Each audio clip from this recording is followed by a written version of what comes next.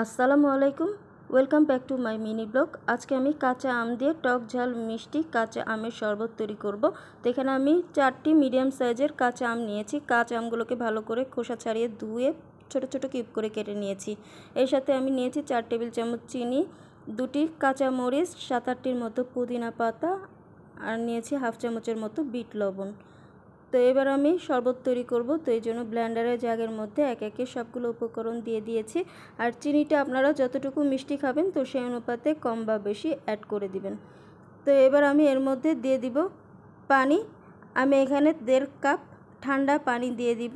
আর পানিটাও আপনারা আপনাদের পরিমাণ মতো অ্যাড করে দিবেন। যদি ঘন খেতে চান তো সেক্ষেত্রে পানির পরিমাণটা একটু কম দিবেন, আর যদি পাতলা খেতে চান তো সেক্ষেত্রে পানির পরিমাণটা একটু বাড়িয়ে দিবেন। তো আমি এবার এটাকে ব্লেন্ডারে ব্লেন্ড করে নিচ্ছি। তো এই যে আমার শরবতটা হয়ে গেছে। তো এবার আমি শরবতটাকে পরিবেশন করব। এখানে আমি একটি গ্লাস নিয়ে নিলাম। তো তৈরি হয়ে গেছে কাঁচা আম দিয়ে টক ঝাল মিষ্টি কাঁচা আমের শরবত। এখন তো বাহিরে প্রচুর গরম, আর এই গরমে দুপুরে এরকম একটা টক ঝাল মিষ্টি শরবত হলে তো কথাই নেই, প্রাণ মন দুটি জুড়িয়ে যাবে।